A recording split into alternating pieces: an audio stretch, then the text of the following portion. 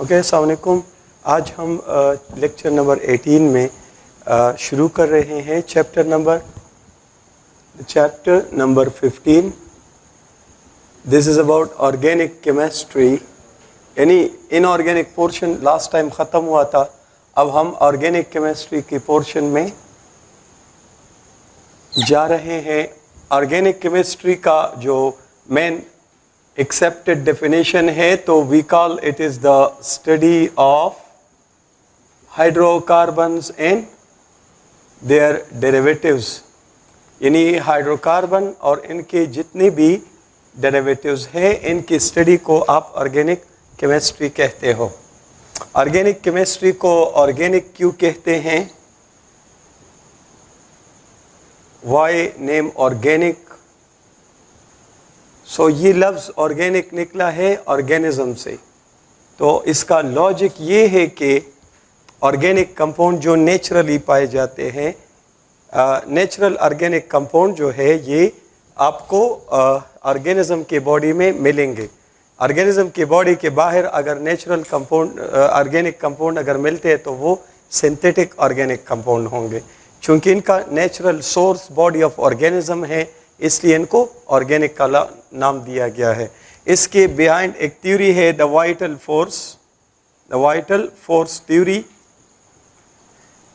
This theory was presented by Berzelius और इस theory के मुताबिक organic compounds form by a vital force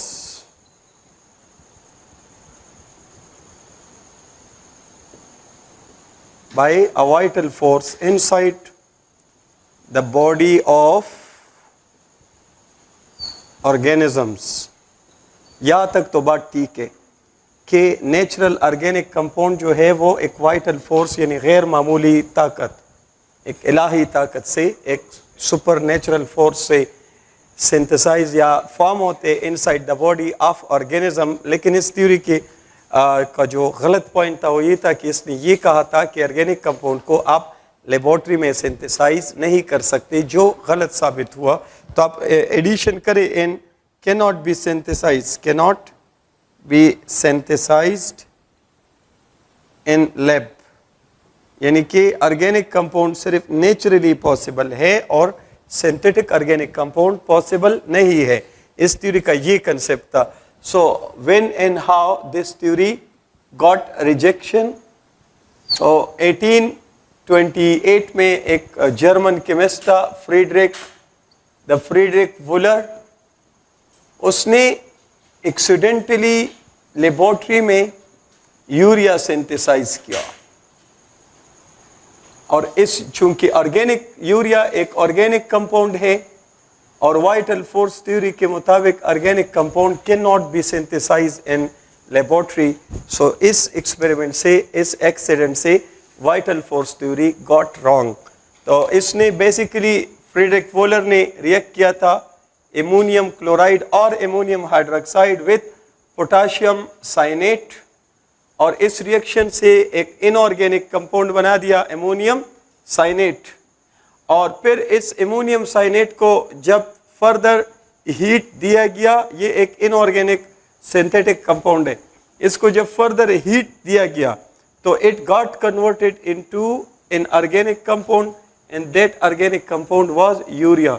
so यहाँ से साबित हुआ कि ऑर्गेनिक कंपाउंड ठीक है, natural organic compound body of organism में सिंथेसाइज होते हैं, लेकिन ये लेबोरेटरी में भी सिंथेसाइज किए जा सकते हैं। और दूसरी बात इसमें यह है कि the inorganic compounds can be converted into organic compounds. और नेक्स्ट बात इसमें यहाँ पर एक आपके इस चैप्टर में एक टर्म है total synthesis and the partial synthesis. तो टोटल और पार्शियल सिंथेसिस के लिए इस टाइप का कुछ कंसेप्ट चाहिए कि आप इस पूरी डिस्कशन में आपको आइडिया मिल गया कि ऑर्गेनिक कंपाउंड जो है वो नेचुरली बनते हैं inside the body of organism. जो नेचुरल ऑर्गेनिक कंपाउंड है वो ऑर्गेनिज्म के बॉडी के अंदर बनते हैं। अलबत्ता लेबोरेटरी में हम सिंथेटिक ऑर्गेनिक कंपाउंड बना सकते हैं। तो जब आप लेबोरेटरी में कोई ऑर्गेनिक कंपाउंड बनाओगे, ये प्रोसेस फिर दो टाइप का कहलाया जाता है। the synthesis of an organic compound inside the laboratory, it will either be partial synthesis or total synthesis. तो क्या फ़र्क है partial synthesis और total synthesis में? तो अगर आप कोई natural organic compound लो, natural organic compound आपने लिया जिसका source कौन हो?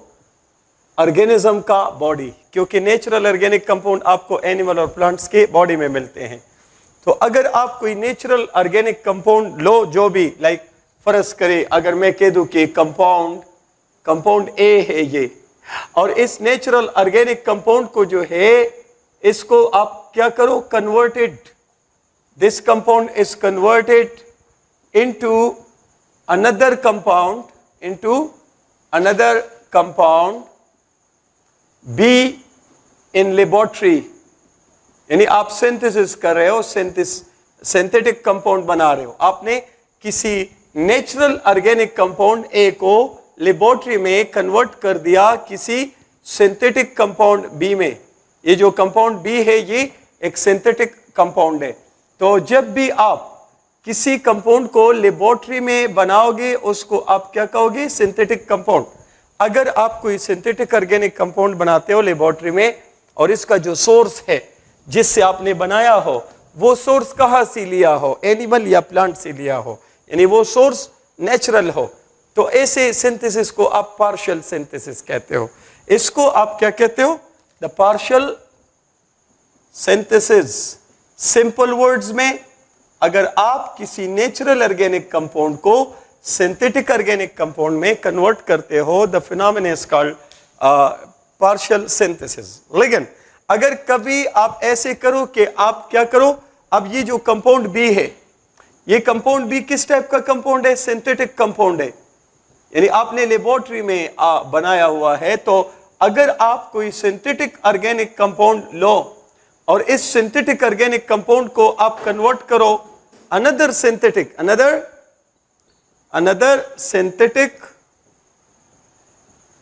ऑर्गेनिक कंपाउंड, यानी आप फुल लेबोरेटरी वर्क कर रहे हो, इसमें नेचुरल सोर्स कहीं से भी इन्वॉल्व नहीं है।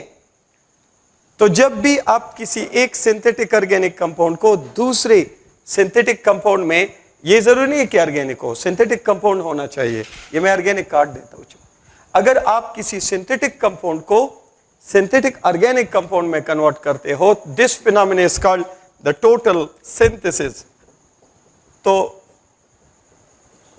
स्ट्रेट अवे अगर आप रिवाइज करो टोटल सिंथेसिस और पार्शियल सिंथेसिस को, तो सिंपल डिफरेंशिएशन क्या है, ये थोड़ा सा बुक में रीड करो तो कंफ्यूजिंग है। तो सिंपल वर्जन में इसको आप अंडरस्टैंड करो कि अगर आप कोई बॉडी ऑफ ऑर्गेनिज्म से कोई natural organic compound low, like compound A, और इसको लेबोरेटरी में किसी दूसरे ऑर्गेनिक कंपाउंड में कन्वर्ट करो यानी सिंथेटिक, तो नेचुरल ऑर्गेनिक कंपाउंड से अगर आप सिंथेटिक ऑर्गेनिक कंपाउंड बनाओगे, this phenomena is called partial synthesis, क्योंकि आपका सिंथेसिस मुकम्मल नहीं है, आपने सोर्स नेचर से लिया है। लेकिन अगर आप किसी लेबोरेटरी में कोई कंपाउंड बनाओ ऑर्गेनिक या इनऑर्गेनिक, और उस सिंथेटिक कंपाउंड को फिर कन्वर्ट करो किसी ऑर्गेनिक सिंथेटिक कंपाउंड में, तो इसको कहते हैं टोटल। यानी सिंथेटिक कंपाउंड से जब आप सिंथेटिक कंपाउंड बनाते हो, this is called total synthesis, और नेचुरल कंपाउंड से जब आप सिंथेटिक बनाते हो, this is called partial synthesis. Okay, अब अगर आप इसकी तरफ देखो तो ये आपके पास एक सिंथेटिक कंपाउंड है, और इस सिंथेटिक कंपाउंड से आपने दूसरा सिंथेटिक ऑर्गेनिक कंपाउंड बना दिया, तो ये जो रिएक्शन है या Friedrich Wohler urea formation by Friedrich Wohler, it is an example of total synthesis, क्योंकि आप सिंथेटिक से सिंथेटिक बना रहे हो। इस टाइप के एमसीक्यूज अक्सर आते हैं। सो लेट्स मूव टुवर्ड्स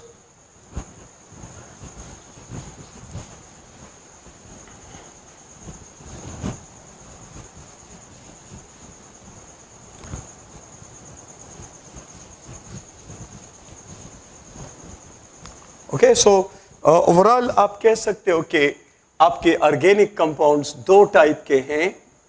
आपके जो ऑर्गेनिक कंपाउंड है, दे आर ईदर हाइड्रोकार्बन्स और देयर डेरिवेटिव्स। तो ये या तो नेचुरल होंगे, और अगर नेचुरल नहीं है तो फिर डेफिनेटली ये क्या होंगे, सिंथेटिक। यानी 1828 से पहले हम इनको सिर्फ नेचुरल पोर्शन में समझ रहे थे। सिंथेटिक ऑर्गेनिक कंपाउंड का कोई कंसेप्ट एग्जिस्ट नहीं करता था because of the vital force theory. ये तो 1828 में जब वाइटल फोर्स थ्योरी गलत साबित हुई तो उसके बाद सिंथेटिक ऑर्गेनिक कंपाउंड का कंसेप्ट वजूद में आ गया। तो नेचुरल ऑर्गेनिक कंपाउंड के स्टडी को आप कहते हो natural organic chemistry. The study of natural organic compound, this is natural organic chemistry, while the study of synthetic organic compound, this is called synthetic organic chemistry. तो organic chemistry में further ये दो portion आप पढ़ते हो, either you are studying natural organic chemistry or you are studying synthetic organic chemistry, और ये ज़्यादातर related है biochemistry से, क्योंकि biochemistry में आप जो है ऑर्गेनिज्म के बॉडी में पाए जाने वाले बड़े बड़े कंपाउंडों की स्टडी करते हैं। ओवरऑल आप इसमें फर्दर एमसीक्यूज के लिए ये कंसेप्ट ले सकते हो कि कंपाउंड जो है ये जनरली दो टाइप के होते हैं। एक होता है ऑर्गेनिक कंपाउंड्स और दूसरे होते हैं इनऑर्गेनिक कंपाउंड्स। तो याद रखिए कि ऑर्गेनिक कंपाउंड्स जो होते हैं ये फर्दर दो टाइप के होते हैं, या नेचुरल और या सिंथेटिक, और इनऑर्गेनिक भी दो टाइप के होते हैं, या नेचुरल और या सिंथेटिक। तो याद रखिए कि नेचुरल ऑर्गेनिक कंपाउंड जो है they are not very abundant, rare, यानी कम तादाद में आपको मिलते हैं, जबकि synthetic organic compound are very abundant. Synthetic organic compound are very much abundant as compared to the natural organic compound. They are about more than 10 million, more than 10 millions. ठीक, जबकि अगर आप इनऑर्गेनिक की तरफ आए तो इनऑर्गेनिक में natural are very abundant. Inorganic में नेचुरल कंपाउंड ज्यादा abundant है, जबकि synthetic inorganic compound are not very abundant, rare, round about 1 million. ये तकरीबन 1 मिलियन के करीब है कमोबेश। तो इसके नेक्स्ट क्वेश्चन ये बनता है कि why are synthetic organic compound very abundant? तो answer is because of number 1 catenation of carbon, and number 2 multiple bonding या bond formation by carbon। चूंकि कार्बन के बहुत सारे क्वालिटीज है, उन सारे क्वालिटीज में दो क्वालिटीज ऑफ कार्बन है जो रिस्पॉन्सिबल है for such a high number of या huge number of synthetic organic compound. उनमें एक है केटिनेशन क्वालिटी, दूसरा है multiple bonding phenomena by carbon. Multiple bond से हमारा मतलब है double bond and triple bond, इनको आप मल्टीपल बॉन्ड कहते हो। केटिनेशन का मतलब है ability of an atom to make bond with other atoms of the same nature and form macromolecular structure or unlimited giant structure।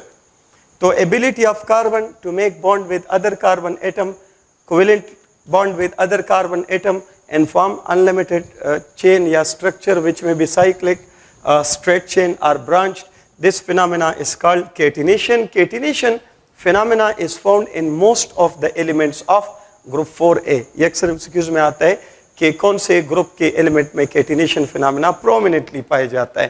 तो group 4A because of their medium size and medium electronegative nature, तो इनमें सबसे ज़्यादा probability है या cases पाए जाते हैं कैटिनेशन में ग्रुप 4A एलिमेंट्स में। लेकिन एटमों का जो एक जैसे एटमों का जो कोवेलेंट बॉन्डिंग है या ऑर्बिटल ओवरलैपिंग है, this phenomena decreases with increase of size. तो डाउन द ग्रुप आओगे एटॉमिक साइज इंक्रीज करेगा, और एटॉमिक साइज के इंक्रीज की वजह से कैटिनेशन एबिलिटी विल डिक्रीज। तो ग्रुप 4 में सबसे prominently catenation ability is found in carbon. ठीक है, multiple bond formation be responsible है for such a huge number of synthetic organic compound, क्योंकि अगर आप देखो कार्बन कार्बन सिंगल बॉन्ड है तो अल्केन फैमिली है, अगर वही 2 कार्बन है, डबल बॉन्ड बना लिया तो केटिनेशन का यहाँ रोल नहीं है, 2 carbon. Catenation will create difference in number of carbon atom या difference in style of their bonding, cyclic है, ब्रांच्ड है या स्ट्रेट चेन है। और यहाँ मल्टीपल बॉन्डिंग की वजह से भी आप देख रहे हो कि यहाँ 2 कार्बन एंड 2 कार्बन। कार्बन की कैटिनेशन के लिहाज से ये सेम है, लेकिन फिर भी ये 3 different categories of organic compound है, because the difference is created by multiple bonding. और कार्बन न सिर्फ आपस में एक दूसरे के साथ मल्टीपल बॉन्डिंग करते हैं, बल्कि ये जो है कार्बन के अलावा और एटमों के साथ भी मल्टीपल बॉन्ड कर लेता है, like carbonyl compounds, aldehyde, ketones वगैरह वगैरह, कार्बोक्सिलिक एसिड, देयर डेरिवेटिव्स या अल्काइल नाइट्राइल्स। तो you see carbon has the ability to show multiple bonding with carbon atom as well as atom other than carbon. So these 2 qualities of carbon are mainly responsible for such a huge number of synthetic organic compounds.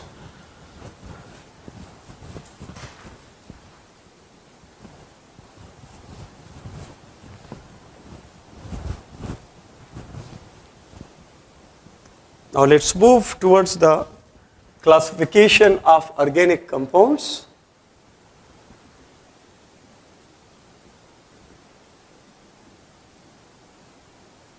Organic compounds broadly 2 type के होते हैं, एक जो है open chain mean acyclic, या कोई ring या cycle नहीं हो ऑर्गेनिक कंपाउंड्स, और एक होता है क्लोज चेन या साइक्लिक क्लोज्ड चेन या साइक्लिक ऑर्गेनिक कंपाउंड्स। और ये जो साइक्लिक ऑर्गेनिक कंपाउंड है, तो यहां पर एक स्पेशल टर्म है aromatic ring. What is aromatic ring? इसको बेंजीन रिंग भी माना जाता है। It is a ring which contains 6 carbon atoms which are bonded together by means of alternate double and single bond, यानी double and फिर single। ऐसा ring जिसमें 6 carbon atom हो bonded together by alternate double and single bond, such a ring is called benzene ring or called aromatic ring. In short, this ring is denoted like this way, और resonance की वजह से इसको ये hybrid structure से denote किया जाता है।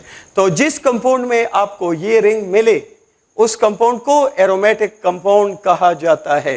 What is an aromatic compound? A compound, वैसे तो ये डिफिनेशन पूरा नहीं है, इस पॉइंट के लिहाज से हम ये डिफिनेशन बताते हैं एरोमेटिक कंपाउंड का। इंशाल्लाह चैप्टर नंबर 16 में जब एरोमेटिक कंपाउंड बेंजीन की केमिस्ट्री पढ़ेंगे तो उसमें पहले हकल रूल और एरोमेटिसिटी का इंशाल्लाह पूरा डिटेल पढ़ेंगे। फिलहाल क्लासिफिकेशन पॉइंट ऑफ व्यू से आप इस तरह समझ लो कि वो कंपाउंड जिनमें एरोमेटिक रिंग हो तो उस कंपाउंड को आप एरोमेटिक रिंग ये समझ लो। वो कंपाउंड जिसमें बेंजीन रिंग मौजूद हो या एरोमेटिक रिंग मौजूद हो उसको आप एरोमेटिक कंपाउंड मानते हो। जबकि वो कंपाउंड जो ओपन चेन हो या साइक्लिक हो लेकिन उसमें ये रिंग नहीं हो, जिसमें बेंजीन रिंग नहीं हो, उसको आप नॉन एरोमेटिक कंपाउंड कहते हो। और नॉन एरोमेटिक के लिए हम जनरली यहाँ एलिफेटिक का लफ्ज इस्तेमाल करते हैं। तो यहाँ broadly further 2 varieties of organic compound पढ़ने जा रहे हो, या एलिफेटिक कंपाउंड होगा या एरोमेटिक। तो इनमें क्लियर कट डिफरेंस आप समझ गए, इस लेक्चर के लिहाज से आप ऐसे ही पढ़ लो, ठीक है ना, बाद में इसमें करेक्शन करते जाएंगे। तो आप दोबारा देखो, अगर किसी ऑर्गेनिक कंपाउंड में एरोमेटिक रिंग है, दिस वन ईदर वंस और more than once, the compound is an aromatic compound. अगर किसी ऑर्गेनिक कंपाउंड में एरोमेटिक रिंग नहीं है तो फिर इसको आप एलिफेटिक कहो। और एलिफेटिक में फिर बहुत वैरायटी है, तो हम पूरे एलिफेटिक कंपाउंड नहीं पढ़ेंगे, बल्कि एलिफेटिक में हम सिर्फ हाइड्रोकार्बन तक अपने आप को रिस्ट्रिक्ट रखेंगे इस क्लासिफिकेशन पॉइंट ऑफ व्यू से। जहां जहां एलिफेटिक की बात होगी वहां हम सिर्फ हाइड्रोकार्बन तक अपने क्लासिफिकेशन को रिस्ट्रिक्टेड रखेंगे। तो एलिफेटिक और एरोमेटिक, इनमें मेन फर्क क्या है? एरोमेटिक रिंग का होना और एरोमेटिक रिंग का ना होना। तो इसका मतलब ये हुआ कि आपके एरोमेटिक कंपाउंड जो है दे मस्ट बी साइक्लिक, और एलिफेटिक कंपाउंड जो है वो साइक्लिक भी हो सकते हैं और ओपन चेन भी हो सकते हैं। तो ओपन चेन वाले में तो नो डाउट आप समझ जाए कि ये सारे के सारे क्या है? एलिफेटिक है। और मैंने अभी अभी क्या कहा कि क्लासिफिकेशन में जहां हम एलिफेटिक पढ़ेंगे तो उनमें हम सिर्फ हाइड्रोकार्बन तक अपने आप को रेस्ट्रिक्टेड रखेंगे। तो ऐसे तो यहां एलिफेटिक कंपाउंड होना चाहिए, लेकिन मैं लिखता हूं एलिफेटिक हाइड्रोकार्बन। हम क्लासिफिकेशन में सिर्फ इनका जिक्र करेंगे। और क्लोज चेन जो है ये मे बी एलिफेटिक, यानी कि साइक्लिक है, लेकिन उनमें एरोमेटिक रिंग नहीं है। और अगर एलिफेटिक नहीं है तो फिर डेफिनेटली फिर क्या है, मे बी एरोमेटिक हो। ठीक, anti aromatic, non aromatic, aromatic, ये फिर मैंने कहा चैप्टर 16 में बात करेंगे, यहां ऐसे ही पढ़ लो। तो एलिफेटिक ऐसे, यहां देखिए, ऐसे साइक्लिक कंपाउंड जो साइक्लिक हो लेकिन वो एरोमेटिक नहीं हो, तो उनको फिर आप क्या मानते हो, एलिफेटिक। और एलिफेटिक साइक्लिक कंपाउंड जो है उनको आप मानते हो, लाइक आप ऐसे लिखो एलिफेटिक, तो इसमें तो कंपाउंड के बजाय मैं कहां तक रिस्ट्रिक्ट रहूंगा, हाइड्रोकार्बन तक। तो एलिफेटिक हाइड्रोकार्बन या ओपन चेन होंगे, और अगर ओपन चेन नहीं है तो फिर साइक्लिक है, क्लोज्ड चेन। तो ये बात याद रखो कि ओपन चेन एलिफेटिक हाइड्रोकार्बन को जनरली हम कहते हैं acyclic. What do you call them, acyclic hydrocarbons. जबकि साइक्लिक एलिफेटिक हाइड्रोकार्बन को आप कहते हो alicyclic, the alicyclic hydrocarbons. Acyclic hydrocarbon मतलब ओपन चेन हाइड्रोकार्बन एलिफेटिक, और alicyclic hydrocarbon they are cyclic या क्लोज चेन हाइड्रोकार्बन को आप एलिसाइक्लिक हाइड्रोकार्बन मानते हो। तो अब ये तो नो डाउट कि आपके पास जो है एलिफेटिक ही होंगे क्योंकि ओपन चेन है, और क्लोज चेन में एरोमेटिक एलिफेटिक दोनों वेराइटीज आ सकते हैं। अब अगर आप जो है फर्दर यह एग्जाम्पल देखो, आप देखें तो ये आपके पास साइक्लिक कंपाउंड्स हैं। तो साइक्लिक कंपाउंड्स को अगर आप अंडरस्टैंड करो तो फर्दर दो वेराइटीज पॉसिबल है। Like this one, it is a cyclic compound and the cyclic contains only carbon atoms, and like this one, it is a cyclic compound but the cyclic compound contains an atom other than carbon। तो इसको होमोसाइकिल या कार्बोसाइकिल कहते हैं, जबकि इसको आप कहते हो हेट्रोसाइकिल। तो ऐसा साइक्लिक कंपाउंड जहां रिंग के अंदर, रिंग के बाहर नहीं, रिंग के अंदर सिर्फ कार्बन हो, उनको होमोसाइकिल या कार्बोसाइकिल कहते हैं। और अगर रिंग के अंदर कार्बन के अलावा कोई और भी एटम है तो इसको आप हेट्रोसाइकिल कंपाउंड मानते हो। तो ये आपके पास होमोसाइकिल है या कार्बोसाइकिल, ये हेट्रोसाइकिल कंपाउंड्स। तो आप जनरली क्लासिफाई कर सकते हैं कि साइक्लिक कंपाउंड फर्दर दो टाइप के हैं, इधर the homocyclic organic compounds may be aromatic हो या मे बी एलिफेटिक हो, बट सारे रिंग के अंदर सारे कार्बन होंगे, कोई भी दूसरा एटम नहीं होगा। And there is a possibility कि यहां हेट्रोसाइकिल हो। तो हेट्रोसाइक्लिक ऑर्गेनिक कंपाउंड्स का भी कंसेप्ट आपके पास हो सकता है। आपके कोर्स में हेट्रोसाइक्लिक बस सिर्फ डेफिनेशन के हद तक है, आगे हम सिर्फ होमोसाइक्लिक को फर्दर एलाबोरेट करेंगे। और फिर अगर एमसीक्यूज में अक्सर इस टाइप के पॉइंट आपसे पूछे जाते हैं, like this is a cyclic compound, और इस साइक्लिक कंपाउंड में अगर फर्स्ट करे लाइक बेंजीन है तो of course this is homocyclic, this is homocyclic. लेकिन कभी कभार वो यहां कुछ और डाल देते हैं, लाइक नाइट्रोबेंजीन।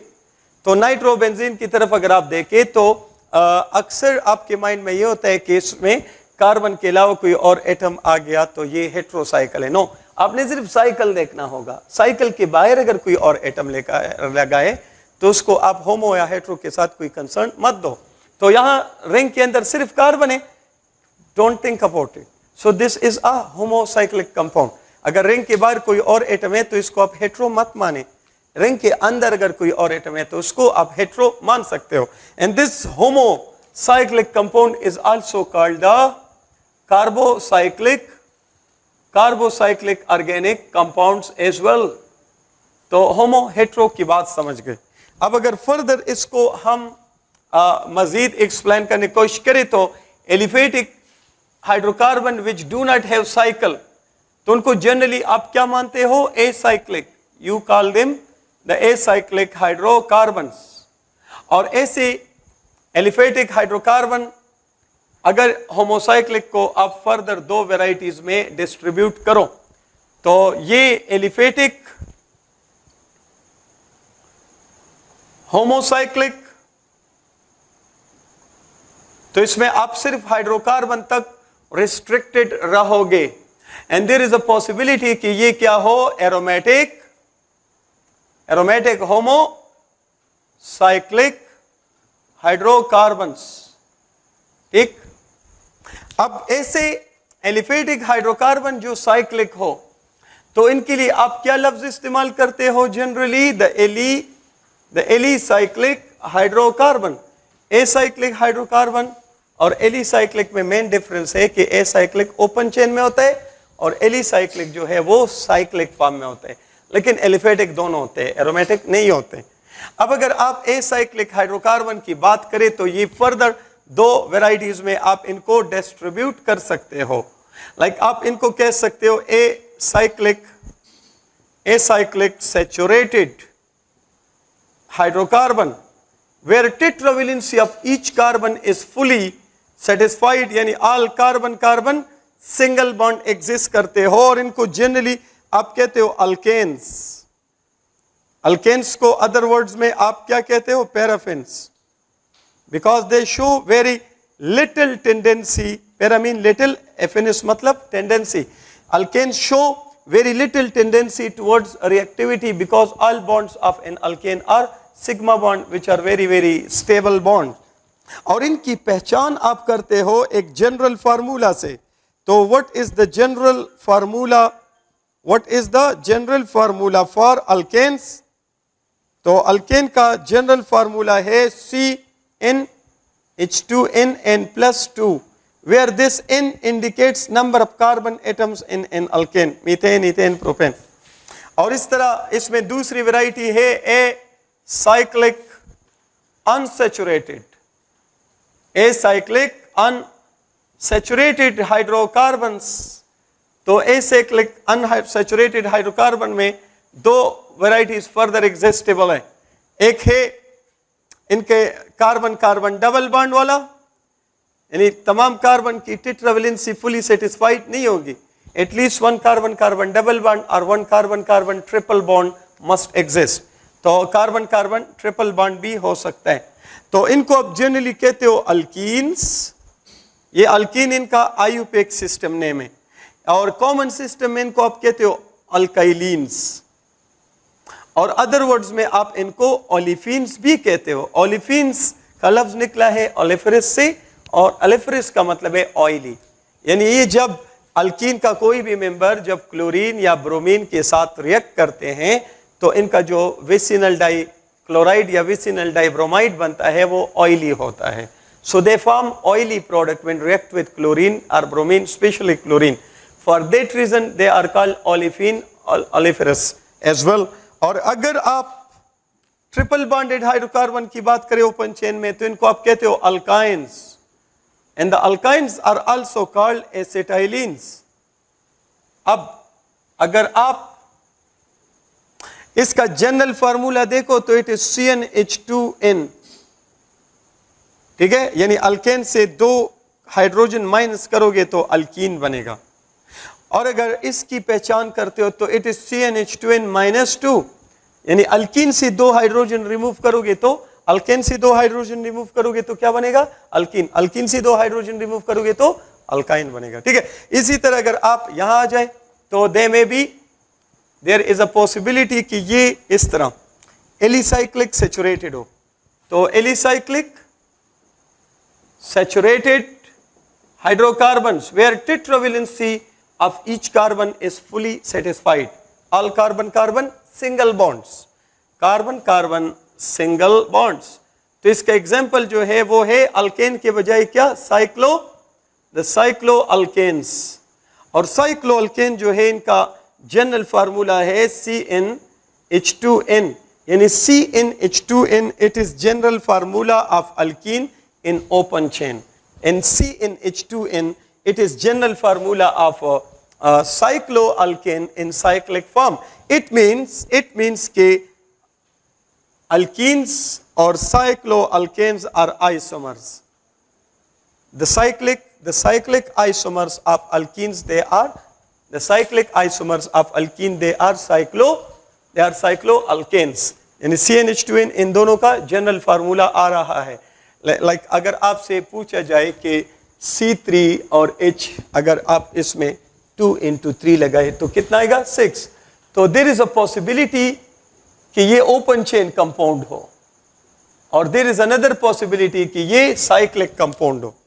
तो अगर ये कंपाउंड यहां देखें, अगर इसकी तरफ आप देखो कि ये मेरे पास C3 है, क्योंकि रिंग के लिए कम से कम 3 कार्बन चाहिए, 2 कार्बन वाला नहीं हो सकता. तो 2 into 3 कितना आएगा? 6. देयर इज अ पॉसिबिलिटी कि ये ओपन चेन कंपाउंड हो, but there is a possibility कि ये साइक्लिक कंपाउंड हो. तो अगर आप ओपन चेन में देखो तो you must put 1 double bond, तब ये 6 हाइड्रोजन जो है सारे कार्बनों की टेट्रावेलेंसी को फुलफिल करेंगे. और अगर आप यहां देखो 2 इसको हाइड्रोजन चाहिए, 2 इसको और 2 इसको, C3H6. तो ये जो CnH2n है, CnH2n ये जनरल फार्मूला है अल्कीन का भी और साइक्लोअल्केन का भी, यानी these two are isomers for each other. तो ये माइंड में रखे कि याद रखे कि अल्कीन की जब भी नंबर ऑफ आइसोमर पूछे तो दिमाग में रखना है एक साइक्लोअल्केन का आइसोमर आपने माइंड में सेट रखना है. इसी तरह अगर आप बात करें तो next one is alicyclic unsaturated hydrocarbons. तो इनमें फर्दर 2 वेराइटीज पॉसिबल है कि हो सकता है कि कार्बन कार्बन डबल बॉन्ड हो, या हो सकता है कि कार्बन कार्बन ट्रिपल बॉन्ड हो. तो इनको आप जनरली कहते हो साइक्लोअल्कीन्स, और इनको आप जनरली कहते हो द साइक्लोअल्काइंस एंड साइक्लोअल्काइंस. इनका जनरल फार्मूला है CnH2n-2. अगर आप ओपन चेन में देखें तो CnH2n-2 ये जनरल फार्मूला है ओपन चेन में अल्काइन के लिए, और CnH2n it is general formula for cycloalkene in cyclic form. यानी alkynes and cycloalkenes, they are isomers for each other. Cyclic isomer of alkene, they are cycloalkane, and cyclic isomer of alkyne, they are cycloalkenes. और इनका general formula आता है CnH2n-4. तो open chain में ये किसी का आइसोमर नहीं आ रहे. अगर आपसे पूछा जाए कि CnH2n is general formula for, तो इसमें करेक्ट ऑप्शन है अल्कीन, यस ये भी ठीक है. और अगर ऑप्शन में हो साइक्लोअल्केन्स तो ये भी ठीक है. तो correct option is A and B.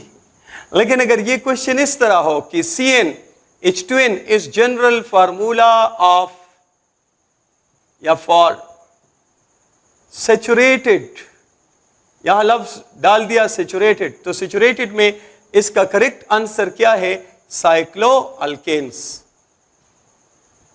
क्योंकि अल्कीन तो अनसैचुरेटेड है. तो इस टाइप के आपको माइंड में सेट रखना है. अगर अनसैचुरेटेड पूछे तो अल्कीन पे टिक लगाने, सैचुरेटेड पूछे तो फिर आपने साइक्लोअल्केन टिक करना है. अगर सैचुरेशन अनसैचुरेशन का कंसेप्ट नहीं हो तो फिर बोथ अल्कीन एंड साइक्लोअल्केन, फिर ये दोनों आपके पास करेक्ट ऑप्शन आ रहे हैं. और इसका लास्ट पोर्शन जो है वो आ रहा है आपके पास these aromatic compounds. तो what are the aromatic compounds? अगर मैं यहां इनको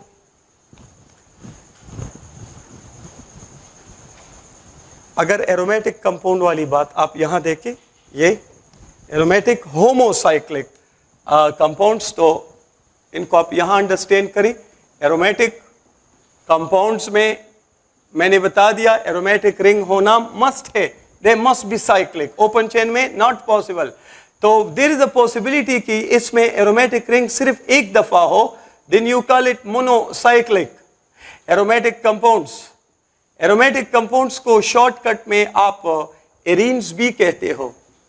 शुरू में एरीन्स पॉलीसाइक्लिक के लिए इस्तेमाल होता था, आजकल एरीन का लफ्ज किसी भी एरोमेटिक कंपाउंड के लिए इस्तेमाल होता है। तो मोनोसाइक्लिक एरोमेटिक कंपाउंड का मतलब है कि एरोमेटिक रिंग सिर्फ एक दफा हो, लाइक बेंजीन, फिनोल, टोलिन वगैरह वगैरह। और there is another possibility called the polycyclic, the polycyclic aromatic compound या एरीन्स। तो पॉलीसाइक्लिक एरोमेटिक कंपाउंड वो होते हैं जहां एरोमेटिक रिंग की तादाद एक से ज्यादा हो, like this one naphthalene, like this one. ये बेंजीन रिंग है, अगर इससे एक हाइड्रोजन निकाल दे, you get a compound free radical, and that compound free radical which is formed by the removal of one hydrogen from benzene molecule, that is called phenyl group। तो ये एक phenyl है और ये दूसरा फिनाइल है, और जब दो फिनाइल ग्रुप आपस में मिले, दिस इज कॉल्ड बाइफिनाइल या डाइफिनाइल। तो ये आपके पास कंपाउंड है नेफ्थलीन, ये आपके पास है डाइफिनाइल या बाइफिनाइल। तो फिनाइल ग्रुप को आप जो है फिनाइल या एराइल ग्रुप, फिनाइल या एराइल ग्रुप को आप ऐसे डिफाइन करते हो कि बेंजीन मॉलिक्यूल से आपने निकालना है एक हाइड्रोजन, तो C6H5, इस लाइन का मतलब है one bond is free, this is called phenyl group या एराइल ग्रुप। ऐसे भी इंडिकेट करते हो, और स्ट्रक्चर वाइज आप इसको इस तरह भी इंडिकेट करते हो, कहीं से भी एक लाइन निकालो, या इसको PH से भी इंडिकेट करते हैं, या मैथ्स में एक सिंबल है फाई, इससे भी फिनाइल ग्रुप को इंडिकेट किया जाता है। अगर ये टर्म्स आपके पास आए, इनका मतलब है C6H5, बेंजीन से एक हाइड्रोजन रिमूव्ड है। अगर आप देखो तो ये फर्दर दो वेराइटीज में है, एक फ्यूज्ड रिंग, एक आइसोलेटेड रिंग। तो polycyclic aromatic compound further have to varieties, एक है फ्यूज्ड रिंग और एक इसमें आता है आइसोलेटेड रिंग, यानी एरोमेटिक रिंग एक से ज्यादा है, लेकिन क्या वो रिंग आपस में फ्यूज्ड है या एक दूसरे से अलग अलग है। तो इस लिहाज से आप इसमें एग्जांपल ले सकते हैं, like this one. So what is this compound? This is naphthalene. एक तो फेनफ्थलीन होता है ना, ये नेफ्थलीन है, कैम्फर भी इसको कहते हैं, कैम्फर। और या दूसरे एग्जांपल आप ले सकते हो, अगर मैं स्ट्रेट लीनियर वे में 3 एरोमेटिक रिंग को फ्यूज करूं, then the compound is called anthracene, this is anthracene।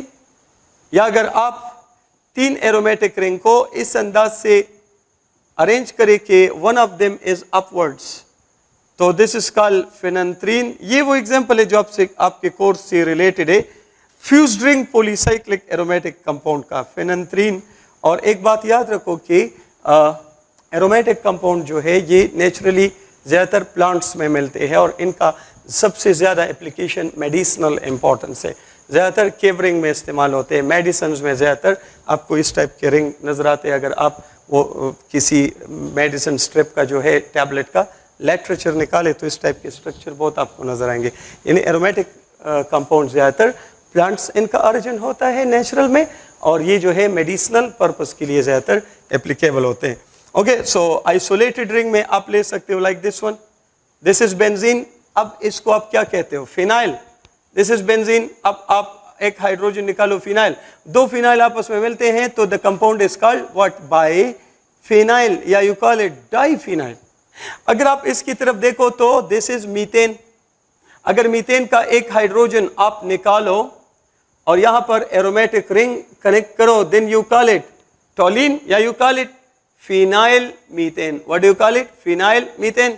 अगर एक और भी निकालो तो फिर आप इसको कहते हो जी डाइफिनाइल मीथेन।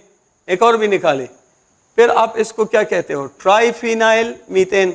एक और भी निकालो तो टेट्राफिनाइल मीथेन, इस टाइप के। तो ये भी आपके पास पॉलीसाइक्लिक एरोमेटिक कंपाउंड है, where the rings are not connected with, not fused, rather they are in isolated form। Fuse और आइसोलेटेड फॉर्म में लास्ट पॉइंट है कि एमसीक्यूज पॉइंट ऑफ व्यू से अक्सर इनमें फार्मूलाज आपसे पूछे जाते हैं, तो उन फार्मूलाज को आप फोकस करो। लाइक आप देखें, मेरे पास ये नेफ्थलीन है, और अगर somebody ask me कि what is the chemical formula of naphthalene, तो इसका आसान तरीका क्या है? अगर काउंटिंग शुरू करो कार्बन 1 2 3 4 5 6 7 8 9 10, तो नेफ्थलीन में कितने कार्बन है? 10। अब हाइड्रोजन गिनना शुरू करो तो 1 2 3 4 5 6 7 8, यहां नहीं है, यहां नहीं है। तो what is chemical formula of naphthalene? It is C10H8, यानी जो कॉमन कार्बन है जो फ्यूज्ड है वो दोनों के लिए एक दफा काउंट होंगे और उन कार्बन के साथ हाइड्रोजन नहीं होता। लेकिन अगर आप ये लें लाइक दिस वन,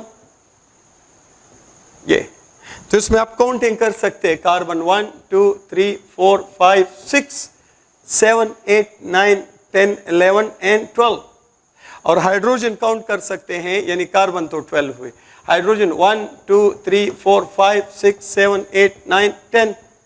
तो chemical formula of biphenyl is C12H10, chemical formula of naphthalene, that is C10NH8. This is all about the classification of, this is all about the classification of the organic compound. जितना आपके course के लिहाज से था वो मैंने compile कर दिया, बाकी इंशाल्लाह नेक्स्ट लेक्चर में। Thank you.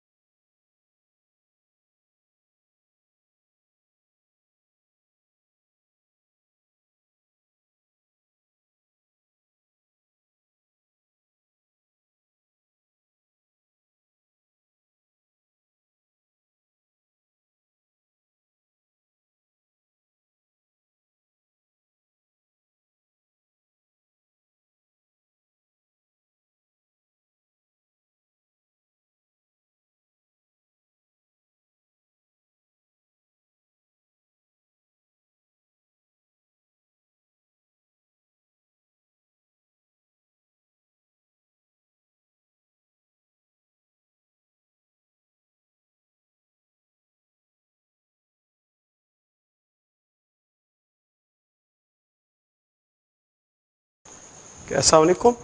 आज हम बात करने वाले हैं about the natural sources of organic compounds. तो शुरू वाले लेक्चर में ऑर्गेनिक केमिस्ट्री के फर्स्ट लेक्चर में आपने प्रीवियस लेक्चर में यानी आपने पढ़ लिया था कि ऑर्गेनिक कंपाउंड का जो नेचुरल सोर्स है वो बॉडी ऑफ ऑर्गेनिज्म है, यानी नेचुरली ऑर्गेनिक कंपाउंड ऑर्गेनिज्म के बॉडी के अंदर से तैयार होते हैं। और लेबोरेटरी में फिर बाद में पता चला कि सिंथेटिक ऑर्गेनिक कंपाउंड भी पॉसिबली हो सकते हैं। हम नेचुरल की बात कर रहे हैं तो of course natural source of organic compound that is body of organism. लेकिन अब ऑर्गेनिज्म को हम डायरेक्ट फॉर्म में नहीं इस्तेमाल करते, बल्कि जो डेड बॉडीज ऑफ ऑर्गेनिज्म उनको जब आप दफना देते हैं तो इसके ऊपर हाई प्रेशर, हाई टेम्परेचर और बैक्टीरियल इफेक्ट, ये इफेक्ट जब असरअंदाज होते हैं तो ऑर्गेनिक कंपाउंड जो कि नेचुरली पाए जाते हैं inside the body of animal and plants वो डिकम्पोज हो जाते हैं और इनसे एक नए किस्म के ऑर्गेनिक कंपाउंड बनते हैं जिनको हम नॉर्मल लैंग्वेज में कहते हैं fossil fuels. We call them the fossil fuel. Biologically आप जानते हो फॉसिल का मतलब है ancient remains of animals and plants, और फ्यूल इसलिए कहते हैं क्योंकि as a source of energy इस्तेमाल होते हैं। तो fossil fuels are the ancient remains of animal and plant, या ये जो मैंने बात कही है कि डेड ऑर्गेनिक बॉडी जो है उनके अंदर जो कंपाउंड है डिकम्पोज होते हैं और उनसे नए ऑर्गेनिक कंपाउंड बनते हैं। उन कंपाउंड को जब हम एक्सप्लोर करके निकालते हैं तो इनको आप जनरली फॉसिल फ्यूल कहते हैं और इनको सोर्स ऑफ एनर्जी के तौर पे इस्तेमाल किया जाता है तीन मुख्तलिफ फॉर्म्स में। लाइक इनमें एक है नेचुरल गैस, तो this is one natural source of organic compound. दूसरा इसमें पोर्शन है द कोल एंड तीसरा इसमें पोर्शन है द पेट्रोलियम। तो ये तीन main natural sources of organic compound हमारे पास एग्जिस्ट करते हैं। ये जो नेचुरल गैस है ये मेनली एनिमल फॉसिल है, यानी पेट्रोलियम के साथ अक्सर पाया जाता है। और दूसरी बात ये है कि it is a mixture of alkanes. कहाँ से ये रेंज करता है? Ranging from C1 to C4, यानी कि मीथेन, ईथेन, प्रोपेन और ब्यूटेन, इनका मिक्सचर है। लेकिन इनमें सबसे ज़्यादा वैरायटी में, ज़्यादा क्वांटिटी में जाते हैं मीथेन। 85 to 90% इसमें होता है मीथेन, इसलिए मीथेन को ही नेचुरल गैस माना जाता है। ठीक है। और नेक्स्ट बात यह है कि it is colourless and odourless.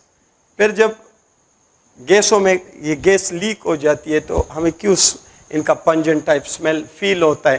तो बेसिकली किस वजह से होते हैं स्मेल? इन नेचुरल गैस जो आपको मिलता है is due to mixing of sulphur additives, यानी सल्फर के कुछ कंपाउंड्स हैं जिनको थायोल्स कहते हैं। सल्फर एडिटिव्स में मेनली आते हैं methane thiol and ethane thiol. ये मीथेन थायोल और ईथेन थायोल इनको मिक्स किया जाता है नेचुरल गैस में, इस मकसद के लिए कि इस नेचुरल गैस का लीकेज हमें फील हो सके। तो ये बर्निंग में भी हेल्प देते हैं और तेज स्मेल भी रखते हैं। नेक्स्ट अबाउट कोल, तो coal is basically plant fossil, plant से बनता है और इसके वेरियस स्टेजेस क्या होते हैं? Various stages of formation of coal. तो कोल के फॉर्मेशन के मुख्तलिफ स्टेजेस में यू स्टार्टेड विथ वुड और फिर इस पे वही सारी effect, high pressure, high temperature और बैक्टीरियल इफेक्ट असरअंदाज होते हैं और इसको एक प्रोसेस्ड वुड में कन्वर्ट करते हैं जिसको आप पीट कहते हैं। The very initial stage towards the formation of coal. और इस पर अगर ये कंडीशन फर्दर सैकड़ों साल तक असरअंदाज हो सके तो ये फर्दर मॉडिफाई होता है और इससे बनता है लिग्नाइट। लिग्नाइट को अक्सर माना जाता है the first stage of coal. इसको अक्सर माना जाता है प्रोसेस्ड वुड। इसमें कोल के ज़्यादा क्वालिटीज़ नहीं मिलती, लिग्नाइट में कोल के प्रॉपर क्वालिटीज़ आपको थोड़े बहुत मिलते हैं, तो इसको इनिशियल स्टेज माना जाता है कोल का। अगर इस पे फर्दर अगर इसका टाइम लाइफ टाइम बढ़ जाए तो ये कन्वर्ट होता है सब बिटुमिनस में, another quality of coal.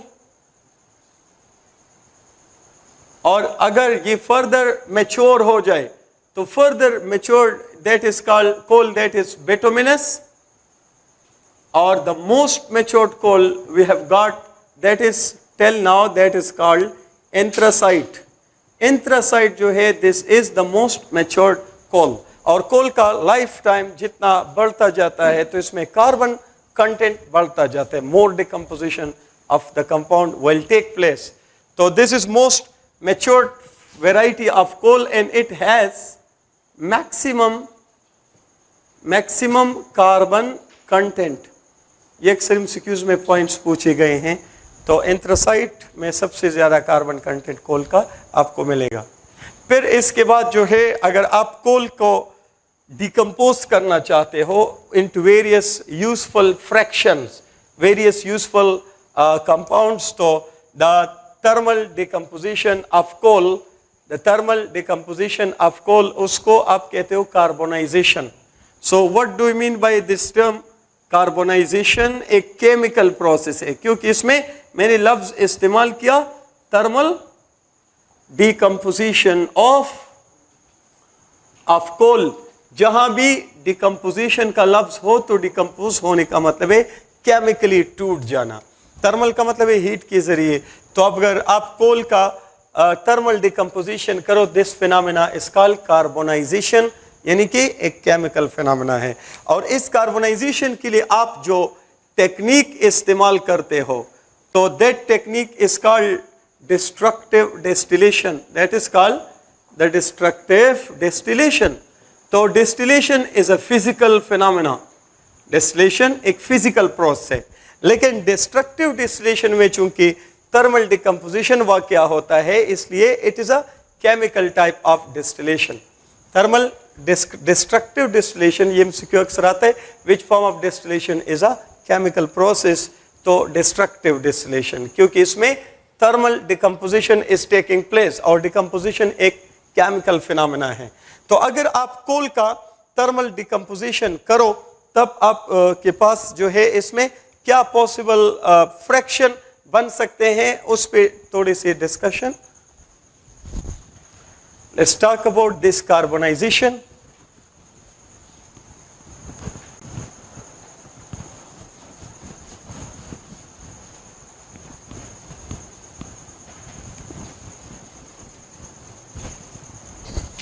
Okay, carbonization मतलब थर्मल डिकम्पोजिशन ऑफ कोल और the technique we use here that is destructive distillation. उसमें करते क्या है, आप कोल को एब्सेंस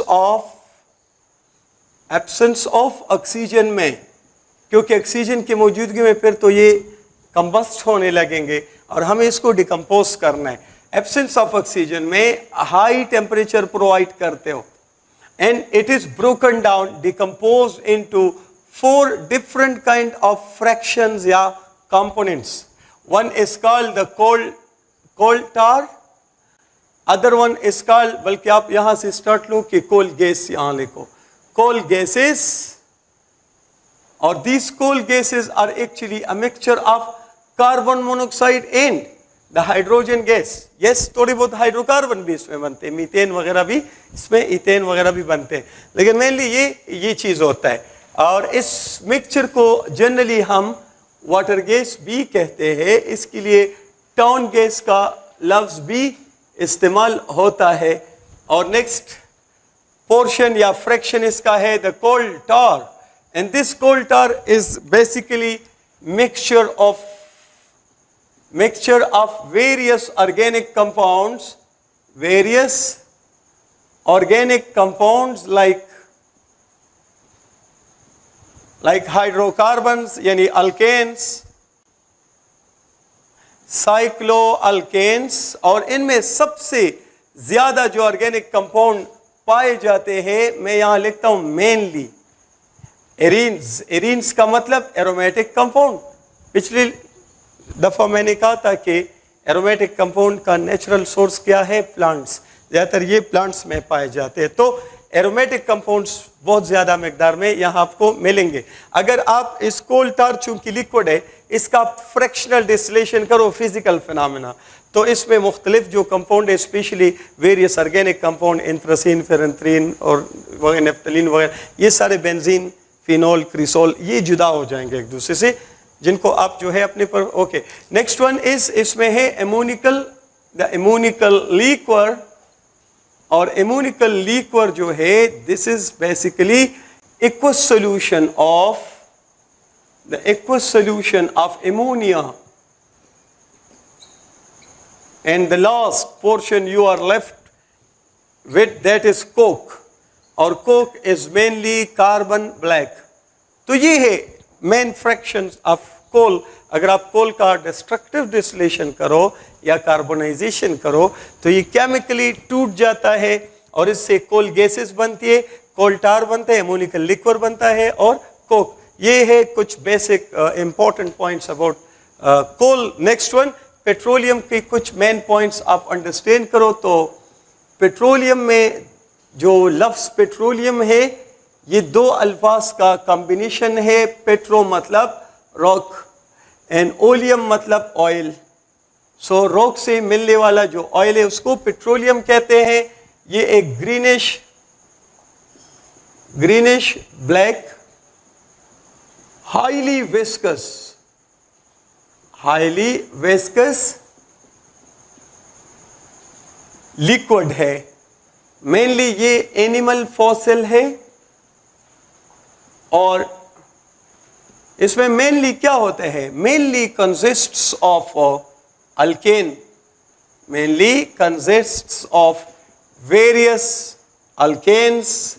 और चूंकि ये मेनली अल्केन्स पे मुश्तमिल होता है, इसलिए पेट्रोलियम का जनरल फार्मूला हम मानते हैं CnH2n+2, यानी अल्केन का जनरल फार्मूला पेट्रोलियम के लिए भी इस्तेमाल होता है, क्योंकि पेट्रोलियम में मेनली आपको क्या मिलता है? आपको अल्केन्स मिलते हैं।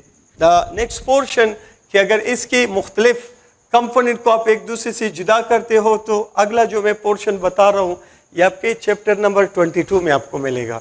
आई थिंक पेज 372 और 373 वहाँ पर ये पोर्शन है। आपके बुक में यहाँ बस इतना ही लिखा है, तो वाई नॉट वो पोर्शन यहाँ थोड़ा बहुत स्टडी कर ले। तो वो प्रोसेस जिससे आप पेट्रोलियम को प्यूरिफाई करते हो, इसके मुख्तलिफ कंपोनेंट को एक दूसरे से जुदा करते हो, इसके फ्रैक्शन को एक दूसरे से सेपरेट करते हो, तो उस प्रोसेस को कहते हैं रिफाइनिंग ऑफ पेट्रोलियम। और पेट्रोलियम जब इम्प्योर फॉर्म में हो तो इसको क्रूड ऑयल भी कहते हैं। जब इसको पेट्रोलियम वेल से निकाला जाता है then you call it crude oil as well. और the process by which you purify the petroleum, you separate the various fraction components of petroleum, उस प्रोसेस को आप कहते हो रिफाइनिंग। और इसमें जो टेक्निक आप इस्तेमाल करते हो that technique is a fractional distillation. वहाँ डिस्ट्रक्टिव डिस्टिलेशन था और ये फ्रैक्शनल डिस्टिलेशन है, फिजिकल फिनोमेना में आता है। और फिर आप इसके लिए क्या करते हो? एक फ्रिक्शनेटिंग कॉलम लेते हो या फ्रिक्शनेटिंग टावर, जिसमें मुख्तलिफ जोन होते हैं और इन मुख्तलिफ जोन का मुख्तलिफ टेम्परेचर होता है। यहाँ से आप एंट्री करते हो क्रूड ऑयल को, उसको आप जो है जेंटल हीटिंग देके वेपर स्टेट में लेके जाते हो और फिर वहाँ से पंप डाउन किया जाता है। तो हर कंपोनेंट जो है अपने बॉइलिंग पॉइंट के लिहाज से अपने खास टेम्परेचर के एरिया में लिक्विफाई होके सेपरेट हो जाता है। तो this is how you can separate the various component of the petroleum and this process is called refining of petroleum। और जिस इंडस्ट्री में, जिस प्लांट में ये प्रोसेस होता है रिफाइनिंग का प्रोसेस होता है, उसको ऑयल रिफाइनरी कहते हैं। तो अगर आप इसके मुख्तलिफ फ्रैक्शन को जुदा करो तो ये आपकी बुक में पेज 373 और 374 पे ये एक टेबल आप बना ली इस तरह, इसमें डायरेक्ट एमसीक्यूज आ सकते, लाइक सीरियल नंबर, फिर आप लिखो यहाँ name of fraction, name of fraction, fraction मतलब कंपोनेंट ऑफ पेट्रोलियम, फिर आप नंबर ऑफ या कार्बन रेंज, यानी कितने कार्बन से कितने कार्बन वाले अल्केन इसमें एग्जिस्ट, फिर आप इसका नोट करें टेम्परेचर रेंज, और फिर आप नोट करें इनके यूजेस। तो ये टेबल वहाँ से आप बना लें, जो फ्रैक्शनल रिफाइनिंग ऑफ पेट्रोलियम वाला टॉपिक है वहाँ ये सारे लिखे हैं। लाइक नंबर 1 फर्ज करें, मैं लिख तो पेट्रोलियम गैसेस, तो इनका कार्बन रेंज है C1 to C4, यानी मीथेन, इथेन, प्रोपेन और ब्यूटेन, और टेम्परेचर रेंज है बिलो 20 डिग्री सेंटीग्रेड, ये आपको सेपरेट होके देंगे यहाँ पर, ठीक है, सॉरी टॉप पे। और इसका यूज़ एज अ फ्यूल इस्तेमाल होता है, domestic fuel, vehicular fuel, industrial fuel के तौर पे। इस तरह दूसरा कंपोनेंट, तीसरा, चौथा and so on. In components में से एक कंपोनेंट है गैसोलीन, और गैसोलीन को कॉमन लैंग्वेज में आप कहते हो पेट्रोल। थोड़ा बहुत इस पे बातचीत करते हैं, गैसोलीन या पेट्रोल। तो let's talk about idea of gasoline, petrol, थोड़ा बहुत ऑक्टेन नंबर का, वो तो ऑफ कोर्स में नहीं है लेकिन कभी कभार आ सकते हैं, थोड़ा जनरल आइडिया ले डिस्कस करें। तो गैसोलीन या पेट्रोल बेसिकली क्या है? अ फ्रैक्शन ऑफ पेट्रोलियम का एक फ्रैक्शन है, एक हिस्सा है, और ये है अल्केन्स। कौन से alkanes? Ranging from C7 to C10, बाज बुक में C6 से भी शुरू होते हैं, C6 to C10। एनी हो, आपके बुक के लिहाज से हेप्टेन, ऑक्टेन, नोनेन, डीकेन, ये वो अल्केन है जो कि यूज़ होते हैं बतौर पेट्रोल इंजन, ठीक है। पेट्रोल इंजन में ये फ्यूल के तौर पे इस्तेमाल किए जा सकते हैं। और इसमें फिर आप बात कर सकते हैं कि पेट्रोल, कोई भी आप पेट्रोल लो तो इस पेट्रोल में दो टाइप के मॉलिक्यूल आपके पास हो सकते हैं। क्या क्या? स्ट्रेट चेन मॉलिक्यूल्स और ब्रांच्ड चेन मॉलिक्यूल्स। किसी पेट्रोल में दो टाइप के अल्केन मॉलिक्यूल्स पाए जाते हैं, branched chain molecules of alkane and straight chain molecules of alkane. ये जो straight chain molecule of alkane है, दे कॉज प्री इग्निशन, यानी ये स्पार्क प्लग तक पहुंचने से पहले जलने लगते हैं, because of very large surface area, due to large surface and produce more fraction, produce या ऑफर मोर फ्रैक्शन, एक दूसरे के लिए ज्यादा फ्रैक्शन रखते हैं, और उस फ्रैक्शन की वजह से हीट जनरेट होता है, और उस हीट की वजह से ये वक्त से पहले जलने लगते हैं। तो एक तो फ्यूल का ज़्यादा खर्च होता है, और दूसरा ये जो है इंजन में एंट्रोपी क्रिएट करता है, और उस एंट्रोपी की वजह से you are observing a very sharp metallic sound in the engine which is called knocking. तो causes pre-ignition and it causes a sharp metallic sound in the engine, and this is called knocking. So what kind of petrol molecule is the real cause of production of knocking in the engine? The straight chain molecule. और जो branched है उनका surface area उनका कम है, तो उनमें ज़्यादा fraction नहीं पैदा होता जब कंप्रेशन होता है। तो ज़्यादा फ्रैक्शन न होने की वजह से there is no chance of pre ignition.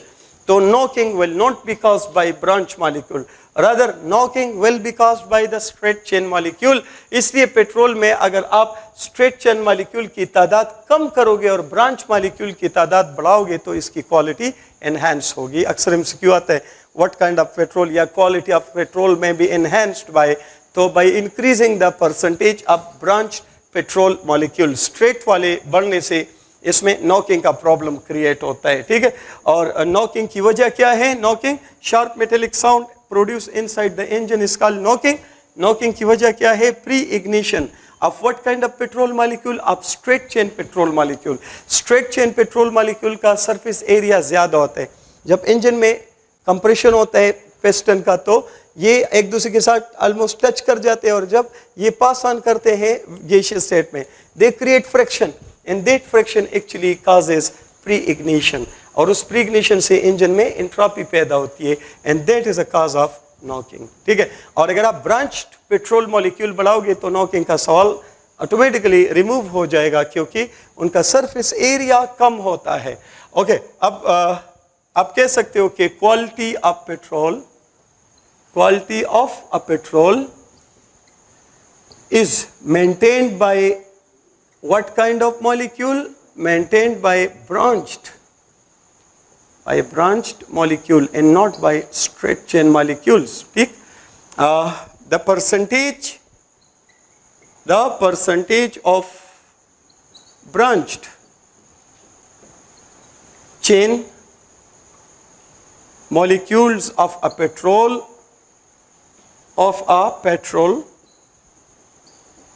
is called, इस परसेंटेज को जनरली हम कहते हैं ऑक्टेन नंबर। ये ऑक्टेन नंबर बेसिकली इस्तेमाल होता है to show the quality of petrol.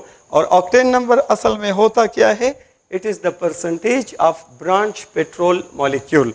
Like example के तौर पे अगर मैं कह दूं कि मेरे पास एक पेट्रोल है और इस पेट्रोल में लेट्स सपोज 40 ml कौन है?